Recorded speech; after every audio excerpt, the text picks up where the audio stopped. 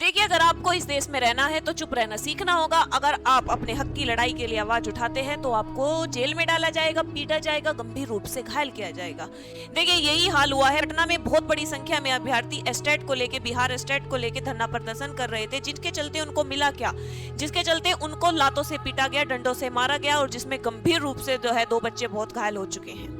देखिए, उनकी सिंपल सी एक मांग थी एस्टेट को लेके कि टीआरए 4.0 से पहले आप एस्टेट करा दीजिए। उनकी मांग बिल्कुल जायज है, क्योंकि आपको एस्टेट निकाले कितना अरसा हो चुका है, तो उन अभ्यर्थियों का क्या जो अभी एस्टेट पहली बार देंगे, ठीक है जी, या फिर जिनका किसी मजबूरी के कारण पहली बार एस्टेट क्वालिफाई नहीं हो पाया होगा, वे टीआरए 4 से पहले वे घर पे बेरोजगार बैठे रहेंगे। इससे पहले बच्चे क्या कर रहे थे भाई, एस्टेट को लेके अधिकारियों से मिल रहे थे, वहाँ के नेताओं से मिल रहे थे कि आप हमारे मुद्दे को उठाइए, टीआरए 4 से पहले एस्टेट निकालिए, लेकिन उनकी नहीं सुनी गई इस सरकार के द्वारा। फिर उन्होंने निर्णय लिया कि हम 7 तारीख को धरना प्रदर्शन करते हैं। उस धरने प्रदर्शन में उनको पीटा जा रहा है, एक पुलिसकर्मी उनको लातों से मार रहा है एक बच्चे को, और उनको उठा उठा के भाग रहे हैं बच्चे, डंडों के साथ उनका पीछा किया जा रहा है। एक कहा जाता है कि शिक्षा को समय दो, शिक्षा फिर आपका समय बदल देगी। मुझे लगता है कि आपका बच्चा शिक्षा को समय दे ही नहीं पा रहा है। वो पढ़ने के बाद उसको समय देना पड़ रहा है धरने के लिए। हमारे पेपर अच्छे से हो जाए, बिहार में टीआरए 4 से पहले एस्टेट करा दो। इन विवादों को ले लेके वह धरने पे बैठ रहा है। जिसको 24 घंटे पढ़ाई करनी चाहिए थी, वह अब 24 घंटे पढ़ने के बाद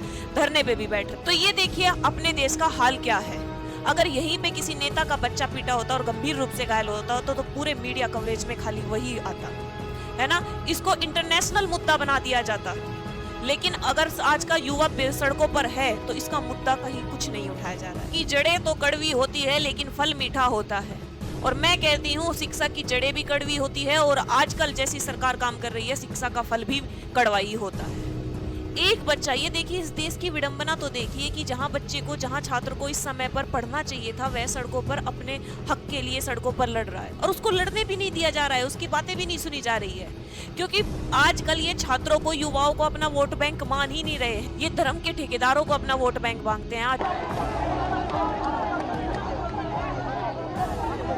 आई है, अभी तक हमको जो जानकारी आई है तो उसी के कारण से आपस में हुई है नोकझोंक। अदरवाइज हम लोग ने वहाँ के जो विधि व्यवस्था जो सामान्य करने के लिए जो प्रयास किया जा रहा था उसको देखा जाए। आजकल के युवाओं को अपना वोट बैंक नहीं मानते हैं, इसीलिए आज युवाओं को अपनी भर्तियों के लिए लड़ना पड़ रहा है। वरना अगर आप धर्म के ठेकेदार होते तो आपको क्या करना पड़ता, आपको वैसे ही सब कुछ मिल जाता। लेकिन आपको अपने हक के लिए लड़ना पड़ रहा है, और उस हक को लड़ने भी नहीं दिया जा रहा है। क्योंकि अगर आप हक की लड़ाई अपने लड़ते हैं तो फिर आपको हम पीटेंगे, मारेंगे, भगाएंगे, धरना भी नहीं करने देंगे। ठीक है भाई, देखिए जहाँ जितने भी बच्चे वहाँ पे एस्टेट को लेके धरना प्रदर्शन कर रहे हैं, और सभी टीचर्स उन बच्चों के साथ पढ़ाई भी कर रहा है और लड़ भी रहा है इस देश की सरकार के साथ। जिस युवा ने इस देश की सरकार को बनाया, उसी युवाओं पर अब लाठियां बरसाई जा रही है। एक शांति स्वरूप तरीके से बच्चा जो है वो धरना करता है, अपनी मांग को सरकार के सामने रखता है, लेकिन शांति भी बर्दाश्त नहीं होती है सरकार को कि भाई आराम से बैठे थे, धरना कर रहे थे कि हमारी मांगे सुन लो भाई, टीआरए 4 से पहले सिर्फ एस्टेट ही तो कराना है, तो क्या आप उनको पीटेंगे? अब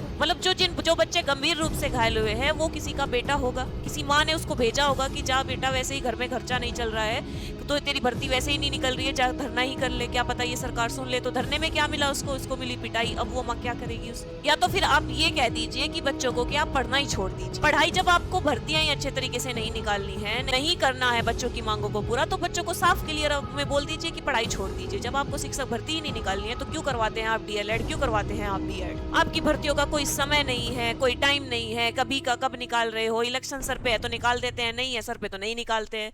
बेरोजगार घूम रहा है तो घूमने दो, क्या फर्क पड़ता है।